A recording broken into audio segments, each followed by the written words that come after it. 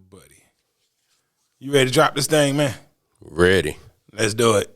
Hit me. This is the one and only Capital City Podcast. I'm your host, Capital J, alongside my main man, DL Glass. Today we talk about musical trends. Now, when I talk about musical trends in hip-hop especially, what happens is one group or person will make a song and it's like nothing else that's out. Mm-hmm. And then for the next 3-4 years, that's what you listening to.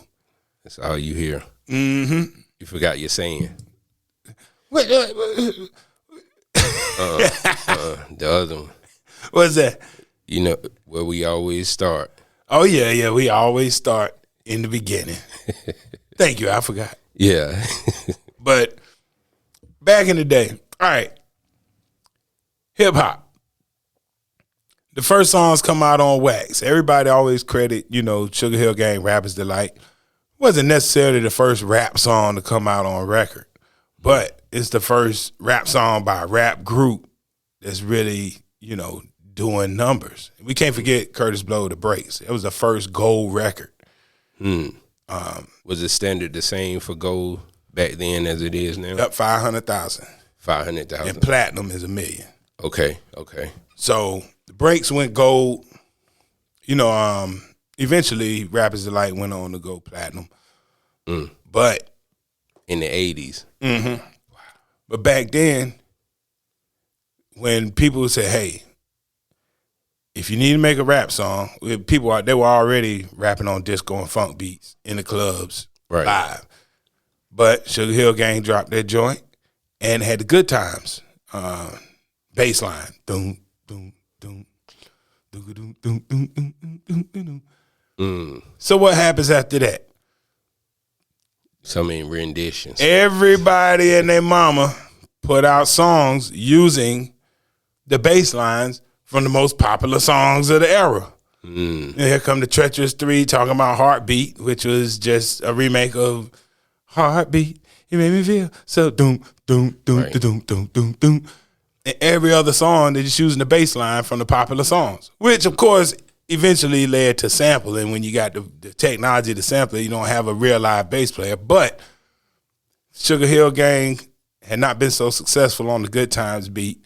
Then the early trend of rocking on a recent hit, it's like everything that came out was just you talking about 1980 to 1982, 83.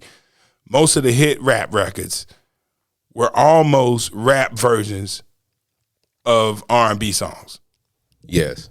that were already out. Right. You know what I'm saying? And there are too many to name, but all of them, like some of your favorite ones, were just rap versions of jams that were already out. Grandmaster Flash, Freedom, the Whole Darn Family was the name of the group. That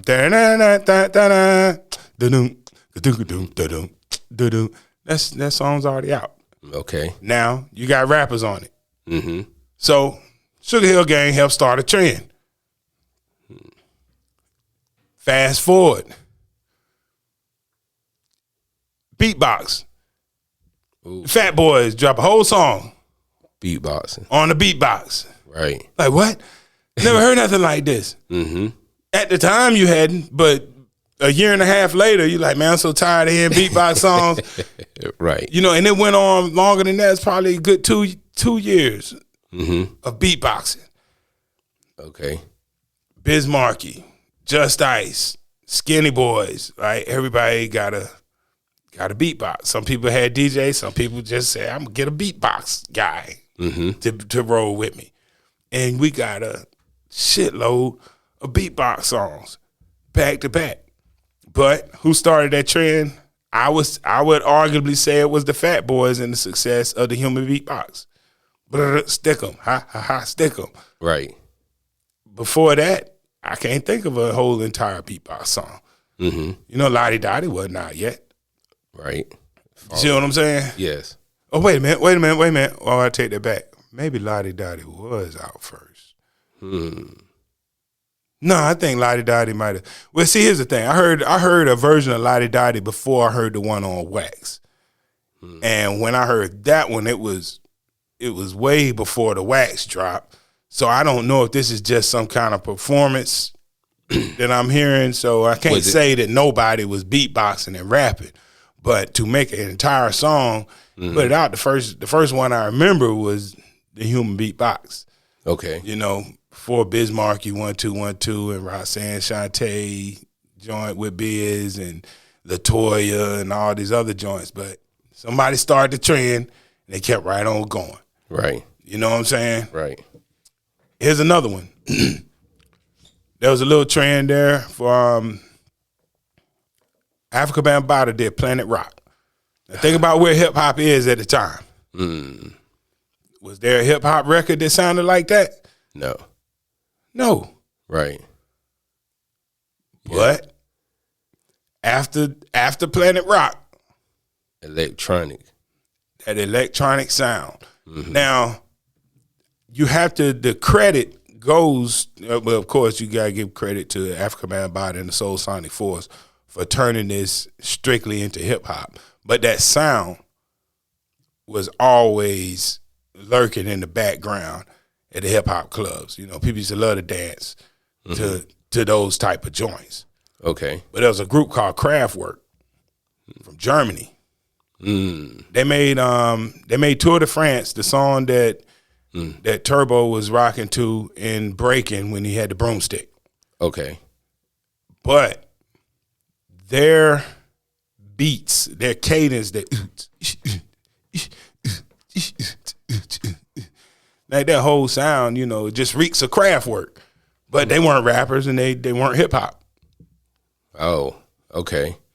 So It's almost a version of sampling. you know what I'm saying? So they incorporate that type of feel into hip hop, and that went on for a little while. Wow. What's next? Sampling. Now, okay, oh no. Electronic drums. Curtis Blow, another first. Curtis Blow was the first person to use electronic drums on a hip hop song. On Gotta Be Tough. I don't want a lot, I want just enough. So why has it got to be so damn tough? And then the beat drop. But that's electronic drums. And before that, it was real drums. And so Curtis Blow was so, if Curtis Blow did the same, I ain't gonna say the same thing, but if Curtis Blow came out now, he would be a top 40 artist. Curtis Blow? Yeah. I don't know if Curtis Blow has ever made anything that would translate today. Well, I'm just saying because his music translated back then. Yeah. Curtis Blow was an incredible musician.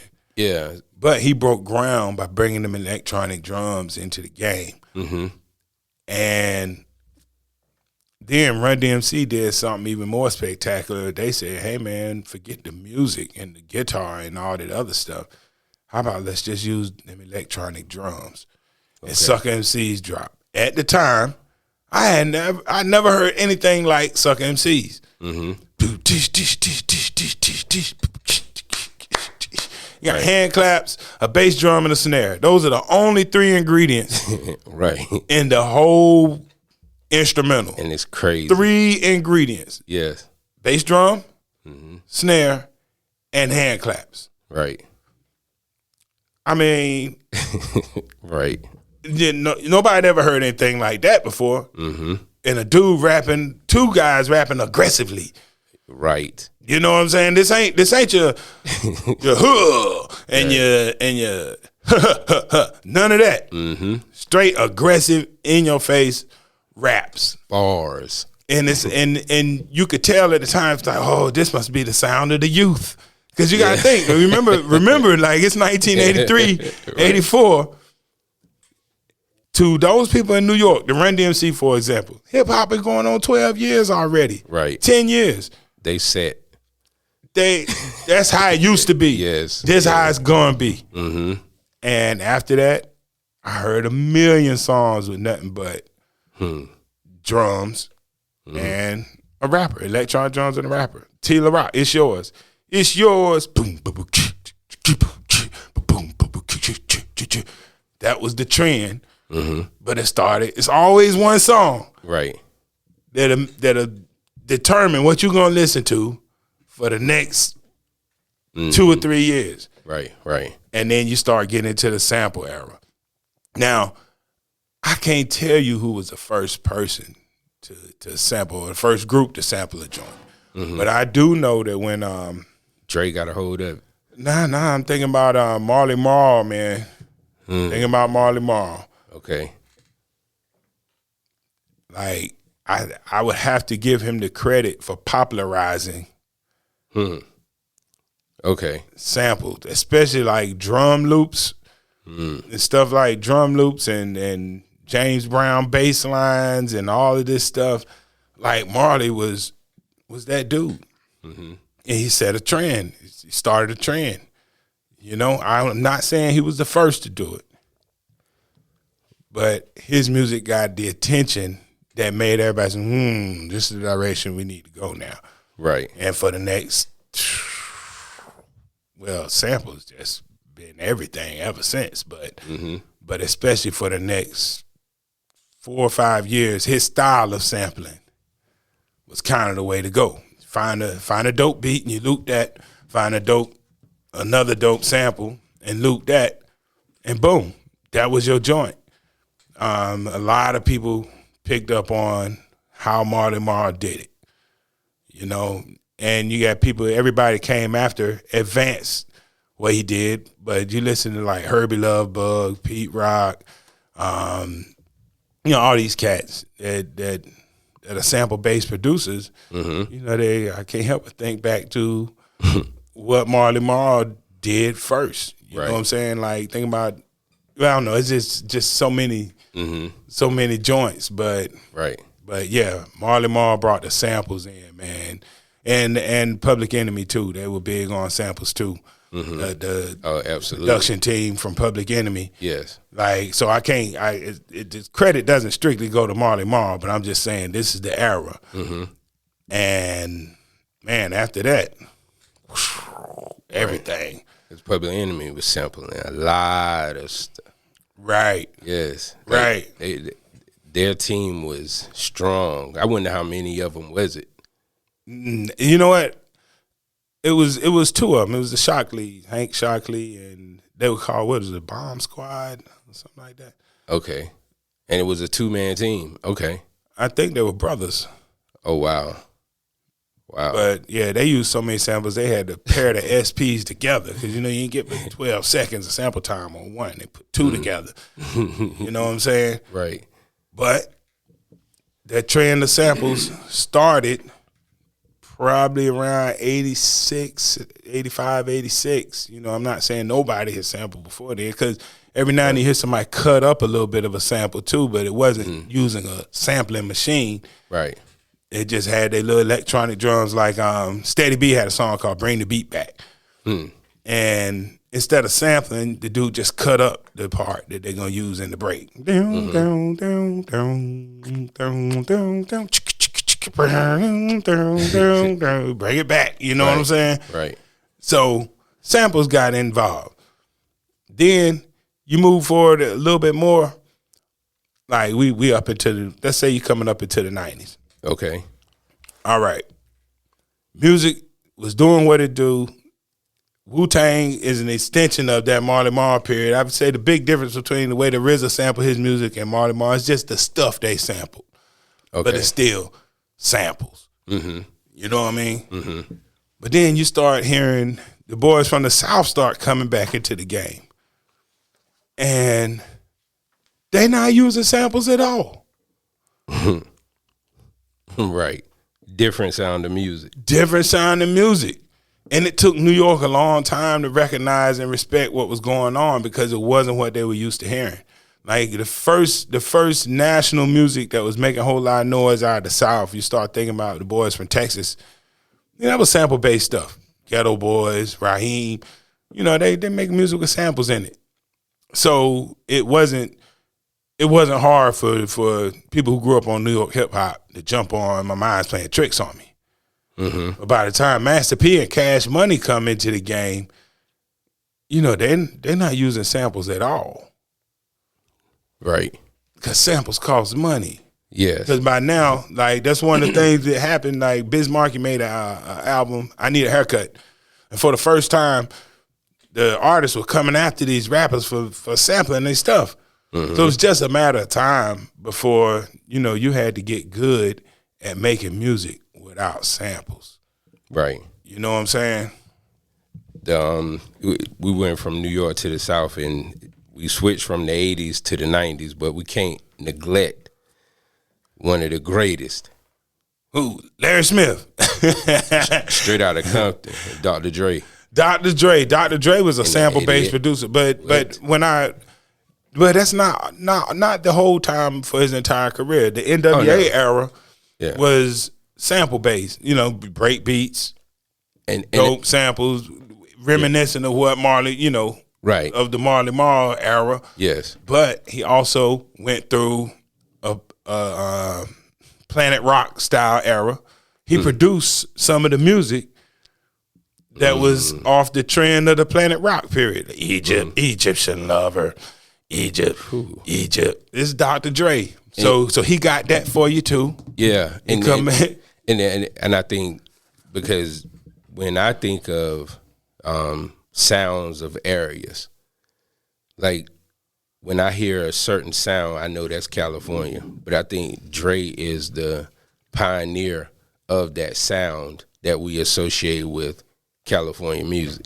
Here's where Dre was a little bit different. Like when you talk about the sample based era, I can kind of split that up because I think the RZA was a departure from the typical sample based era that we remember. Yeah, and so was Dr. Dre. And a lot of New York cats back in the day, Herbie Lovebug produced Salt and Pepper, Kid Play.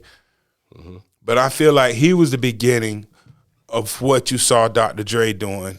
Whereas Marley Marl would take the samples, he let the samples speak for most of the songs. When you listen to Herbie Lovebug's production, there were samples, but also play something to go with it.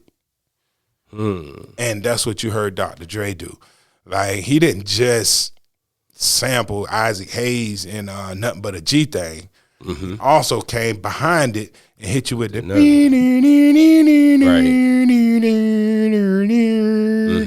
That's different than what had already been going on. And that set a trend. Right. So when Dr. Dre found the sound that he used for Nothing But a G Thing, it started a trend in West Coast production where, hey, we may have the samples, but we adding other instrumentation, electronic instrumentation off a keyboard included in the sample. And the sounds that he used, that became the sound you associate with West Coast music. Right. Even to this day. Yep. Like, as big of an artist as Kendrick Lamar is, like, he still makes that music too. He uses that sound every now and then. And granted, he's signed to, I know. Hey, right. Directly from the source. You know what I'm saying? So, but to add, so, you know, we got our samples, but, you know, Dr. Dre was the king, and I say Herbie Lovebug started a lot of that adding production, outside production over the samples. Okay. You know what I'm saying? Right. So it becomes more than just the sample. The sample is just like kind of like the bass line or something. It's, you know, there's other stuff in there that he did. And that started another production trend. Right. You know what I'm saying? Right. I would say that Mantronic, when he was doing a lot of production, he started a trend that kind of died. But when you heard Mannie Fresh, and it's funny that Mantronics and Mannie Fresh had, you know, right. Semantically, it reminds you of each other. Their production style remind me of each other because they could break an entire song down with no samples, and they'd be dope. Or they could use samples and still make a dope joint. Right. But either one of those guys, like when Mannie Fresh was producing, he did a lot of work for Just Ice, and Mantronics was, of course, his group had two different rappers over time, but the production was. What you mean by break it down? Break that down. You know what I'm saying? Oh, I said he could break it down with the samples. I was just saying he could totally make a beat. Either one of these guys could use samples. Like Manny Fresh and Mantronics could use samples in their music, but they didn't have to. I thought you would, like, I've heard something that, I guess, I don't want to downplay it, but I guess the word is mimics other sounds. That's what I thought you meant by that. Oh, no, I wouldn't. Well, I really do feel like Manny Fresh is an offshoot of Mantronics production. You know what I'm saying? The hand claps and all that stuff. Yeah. The whole New Orleans has this beat that you hear in a lot of their songs. It's like, that song was a song out of New York by the Showboys. Okay. And I heard this story before. Drag rap. And that's what. And when it broke down, the breakdown, right? Because it plays right in line with what they got going on down there in the culture. They and adopted that. It's like that song, right, was the joint that set the trend for them. Yes. And Planet Rock, whenever that thing hit in Miami, Miami bass got it, borrowed off of that, right. And everything, was reminiscent of the tempo and the style of Planet Rock. Right. Pop that girl, right, girl. Right. So if Planet Rock don't happen, does Miami bass happen? Oh no. If the Showboys drag rap don't happen, do we get bounce music out of New Orleans? I don't know. I would say maybe not. Jeez. You see what I'm saying? Right. And it's a New York record. And it was one of the hardest records ever. Like, you go back, like we talked about people talking about real gangster stuff. Drag rap was gangster. Okay.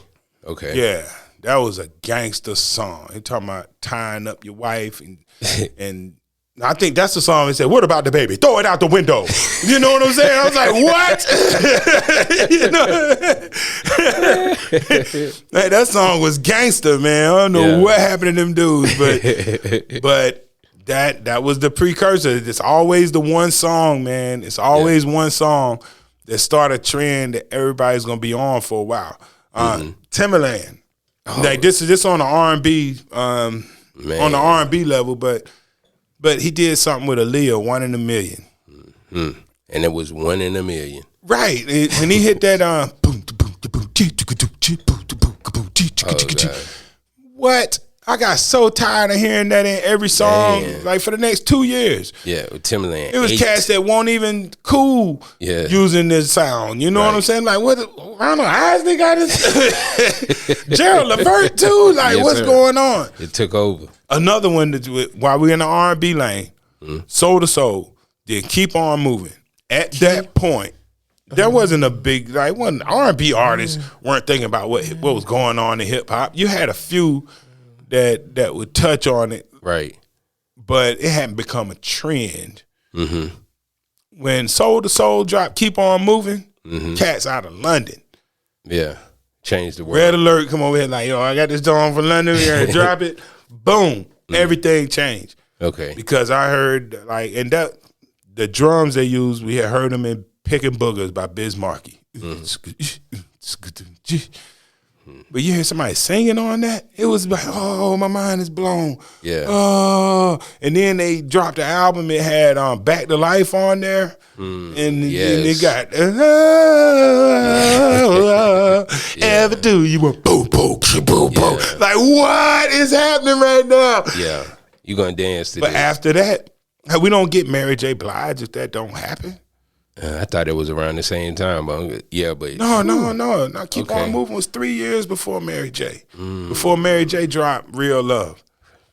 So think about it. The success of one group sampling a hip hop drum track to sing on, right, brings you 2 years, 3 years later, you get Mary J. doing the same thing, but instead of Picking Boogers, she's sampling Top Billing. Yes. Out of Audio 2. Another one of the hardest beats ever. Cool. and singing a love song on there. You know what I'm saying? Puff, man. And that's the thing. You like Puff. Does he get credit for that when the sound had been around? Yeah, but For 3 years already. yeah, Like right after marriage, you got Sybil doing the same thing. mm-hmm. And she was made. She did slow jam on with Biz Markie's beat. Make the music. Yeah.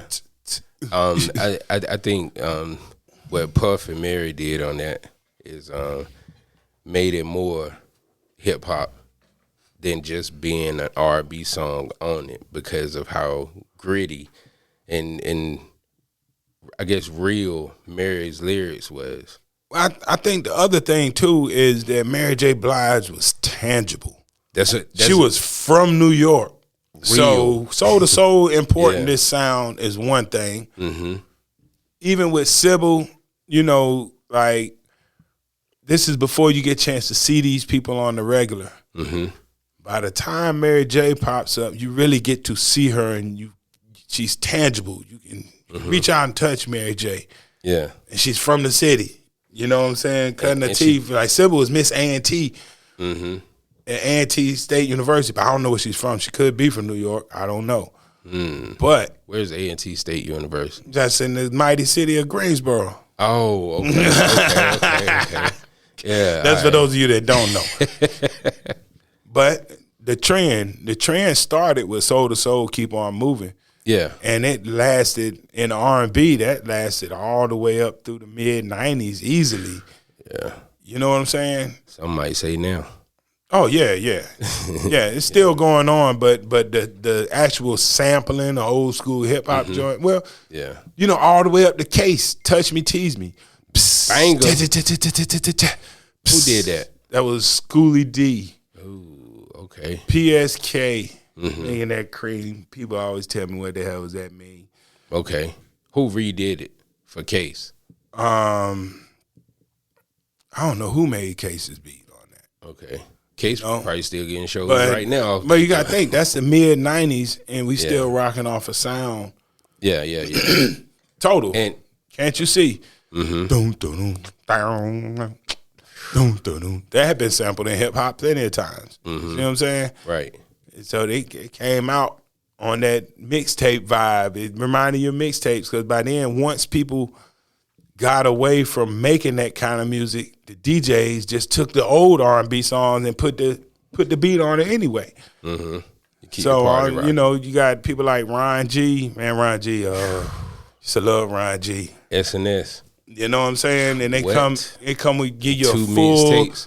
mixtape of joints that they have turned into these type of songs. Man. You know, and that's the era I come from. I got You don't get that no dozens more. of those. You know, Well, I guess you do still. I used to call those my mellow series. It'd be number R&B songs with hard hip hop beats. Man. You know what I'm saying? First, I was like, should I be turning this up? Yeah, it gave you something to play in your car. Yes, it did. Riding music. Right. Yes. Right. And the trend, I'm giving Soul to Soul all the credit. Okay. You know, like I said, it had been done before, but not done in a way that everybody was just like mind blown. Mm-hmm. So, fast forward a little bit. What's some more musical trends? Jermaine Dupri. I think he started one with Usher and You Make Me Wanna. Mm-hmm. Just you know, the drums and the guitar. Yeah. And for a little while, that was the kind of R&B you heard. Mm-hmm. You know what I'm saying? Right. And And we can get back to this era, but here's a current example. okay. Hip hop was like it was. Then Lil Uzi Vert dropped Just Wanna Rock. Yes. Damn, and that doom, doom, doom, doom, doom, doom, doom. Mm-hmm. I've heard that beat cadence in Chicago and Baltimore plenty of times. Oh, absolutely. But hip hop adopted it full fledged, and now you got Nicki Minaj with everybody. You got Ice Spice. Think you ain't even a fart. You know, like Stupid. and the Lil Uzi Vert joint dropped 2 years ago. Right. And right. it's like I said, the next couple of years, This is what's gonna be happening. Right. You know? That's crazy. And this goes back to my top 40 example, because the folks that are using that now, I consider them to make top 40 music. Now, Right. granted, I still give Nicki Minaj her props as being an MC, but Nicki Minaj makes top 40 music, and that You sound, said it's a top 40 sound now. yeah, hell yeah. Yeah, It was but a it- top but- 40 when it came. But it wasn't when the Uzi Vert dropped. It was something out of left field. Yeah, it was out of left field, but it still was top 40 more so than hip hop or R&B. Because like when just listening to the track, you know what I'm saying? It's not just made for hip hop and R&B. And I don't know if hip hop or R&B has claimed it. And I know, not saying that somebody has to come out and say this is hip hop or R&B, but you know what I mean? Like, Right. yeah. It's we see a lot of that now, and we see like the trendsetters that we were talking about earlier. Is a difference between being a trendsetter and having a what's the word, fad. And Right. I think that Lil Uzi Vert song is like having a fad, but like Jermaine Dupri was a trendsetter. Dr. Dre was a trendsetter. Mantronics and them was trendsetters, because like we still hear some of that evidence today. And I don't know how much longer you're gonna hear. Give it time. I think that sound's gonna rock out for a little while. Afro beats. Yeah, I think Afrobeats is. You know what I'm saying? But look at the way artists, like that aren't Afrobeats artists, Yeah, jumped on it. You know what I'm saying? Beyonce When jumped Chris on it. Brown, Right. Brown did that joint with Wizkid, boom, Right. every day. That's the name of the joint. Mm-hmm. You had your Afrobeat joints out already, you Yes. know, but when Chris Brown did it, Mm-hmm.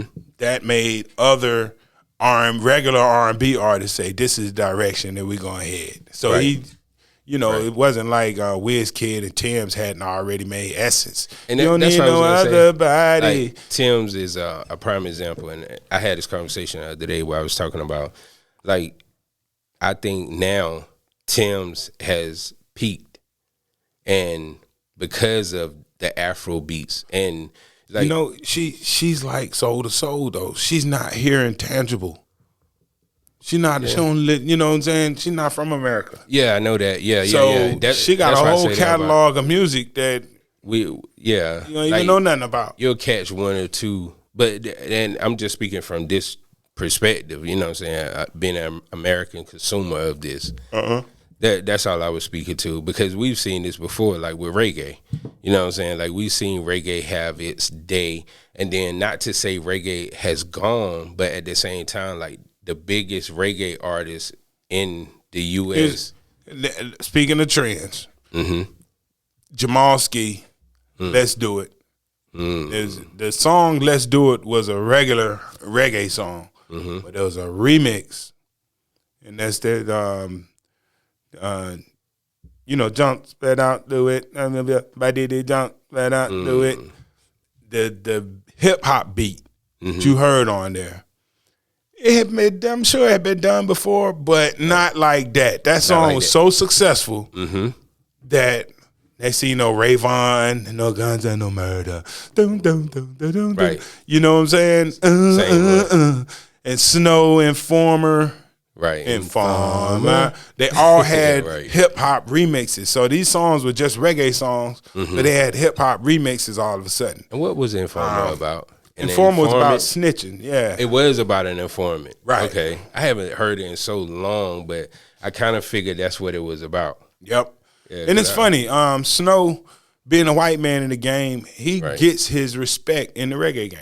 Oh, And absolutely. I didn't, you know, Yeah, like yeah. you would, you know, sometimes others aren't don't. accepted, but Right. he's still doing shows in Jamaica sometimes. you know? Yeah. You got white Jamaicans. Yeah, but that trend of reggae artists, hip hop beat, we got that for a little while. Mega Bonton, Rayvon, Mad Lion, Right. Shoot to Kill Every day. every day. You know what I'm saying? Like this don't happen. This don't happen if Jamal Without a Limit. Jump Spread Out, Do It, I Move You Up by DD. Yeah.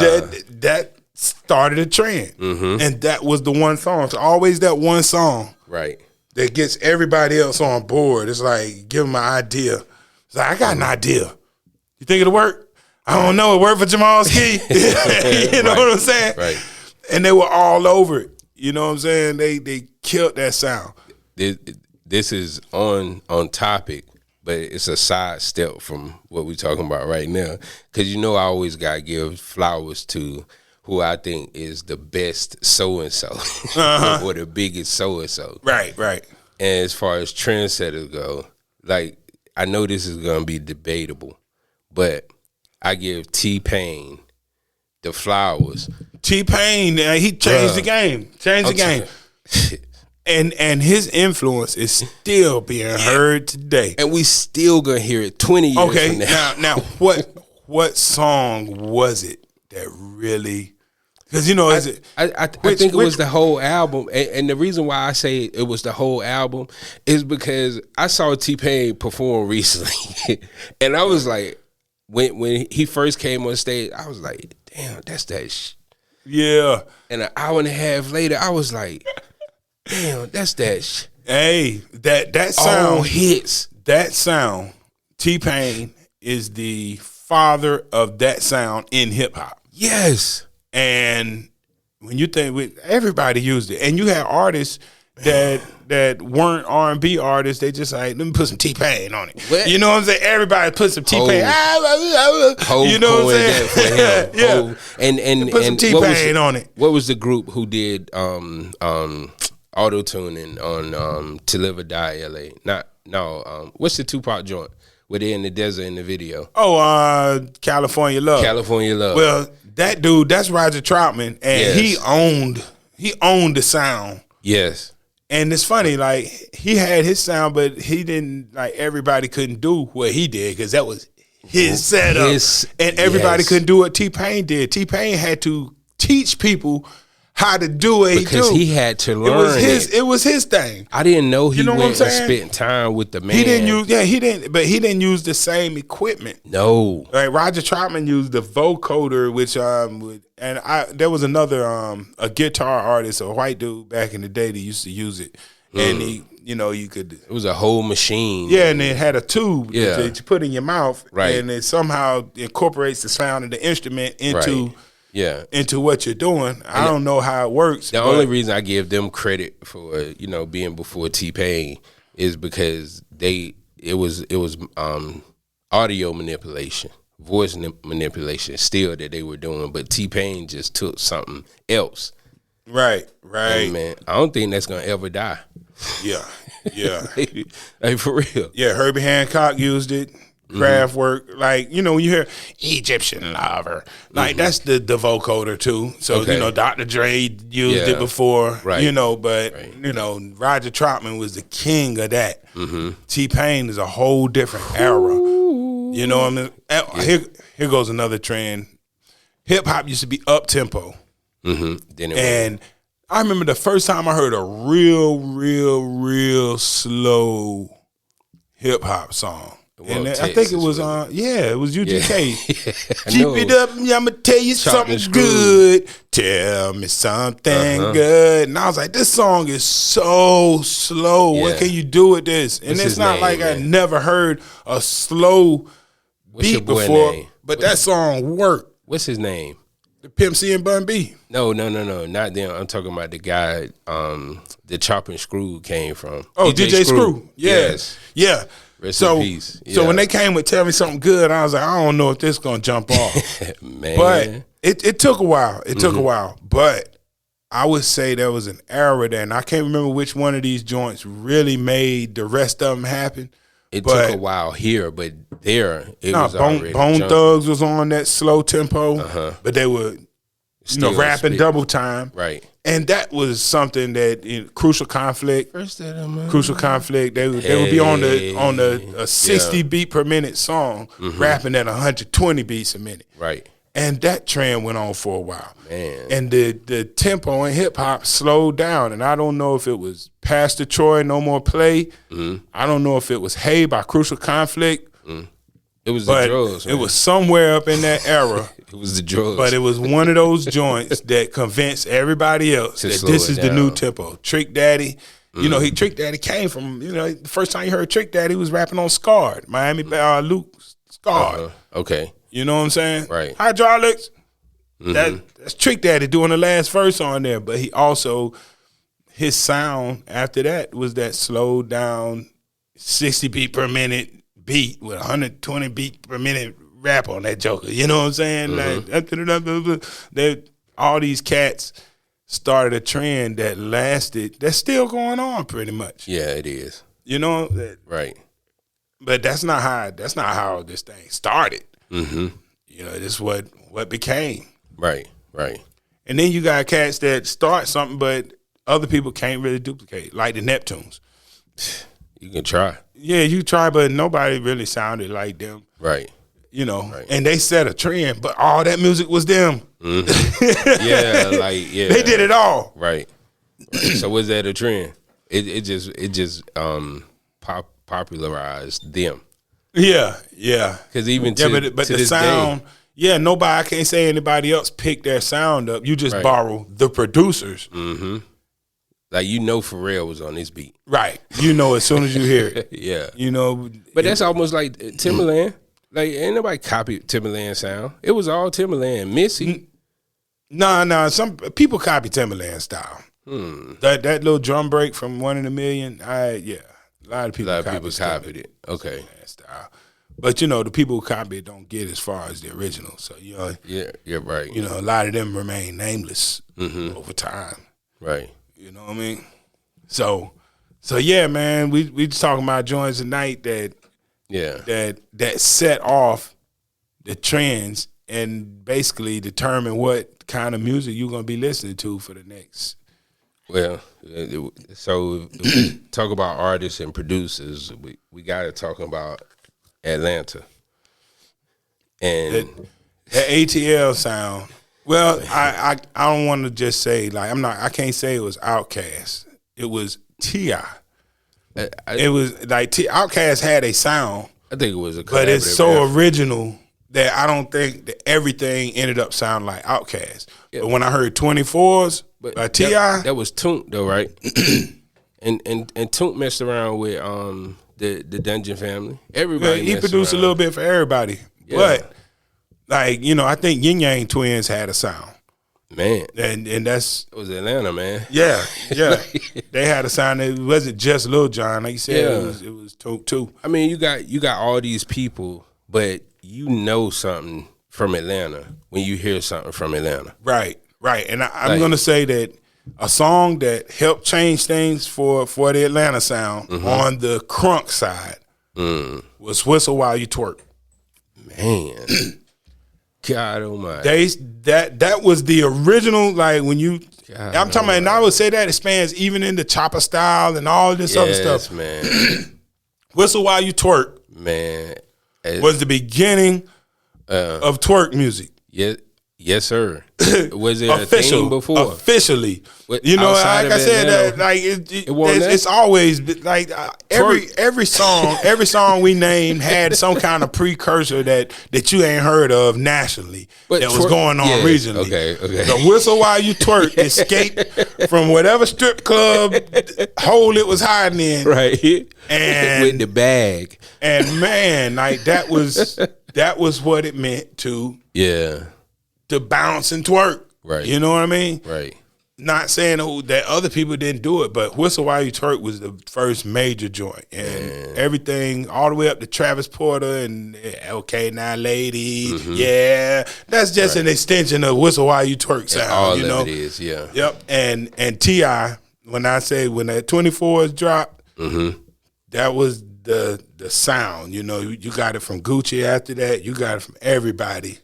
But Trap for me, the catalyst, Trap music. real live trap music. Yeah. Trap music. And I think T.I.'s, him being able to come He back. the GOAT. You know, He the GOAT of it. Yeah. For real. Yeah. And trap music has grown and morphed into so many other Yeah. kinds of music. And he ain't the first one to do it, Nah. but it takes that one successful sound. Yes. You know, Pop Smoke, Mm. Dior, Yeah. she like the way that dance. Yeah.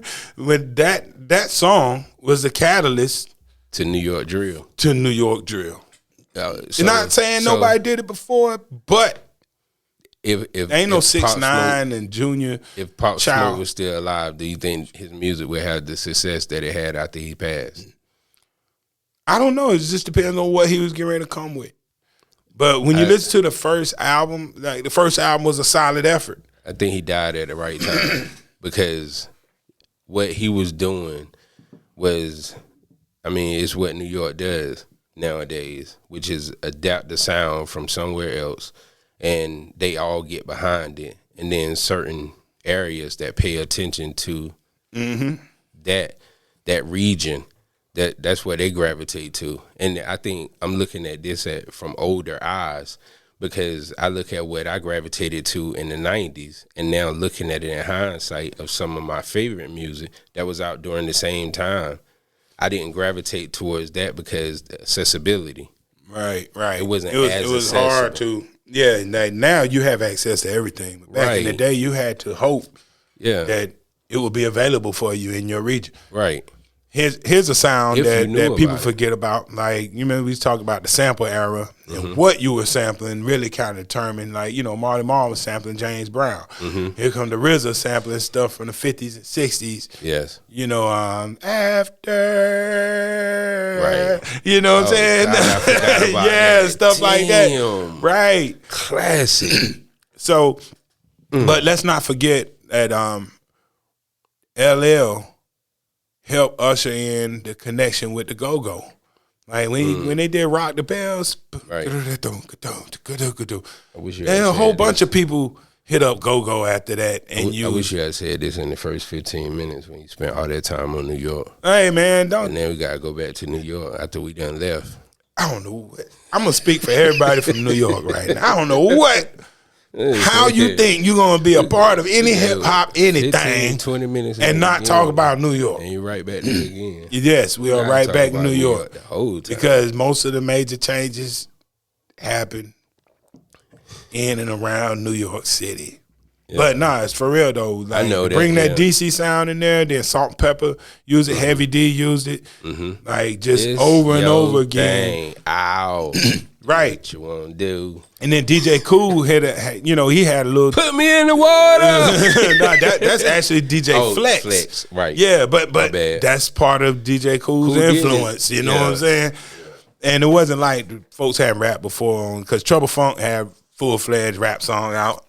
Pump Me Up was dope on Go Go. You know, and then Grandmaster Flash kind of redid it in their own way. Right. So, you know, Go-Go's been around and involved, but LL sampling it brought a lot of people into sampling Go-Go. You know what I'm saying? And who produced that track? That was Rick Rubin and might have been all Rick Rubin. Shit, I knew it was Rick Rubin. I just went because Yeah. we didn't talk about him. That's why I asked. Yeah. Yeah. Rick Rubin. that Rick white boy Rubin right had a there? sound. He had a sound. That white boy right there. This said Jay-Z 99 Problems. Hey, That's all that's of classic. That's yes. classic Rick Rubin Yes, sir. right there. Hell You know yeah. what I'm saying? Hey, you know what we should do right now? What's that? We should go and get out of here and leave with something to talk about. There you go. talk about whatever you want to talk about, but hey, Leave every it. time you hear a song, there was a song that started the trend, and we just gave you a few of them. There are more. Yeah, we missed some. Let us know what we missed. too. Yeah. Now you carry on the discussion at your leisure. Hi. Yeah, we out of here. This is Capital City Podcast. I'm your host, Capital J, alongside my main man. DL Glass. We out of here.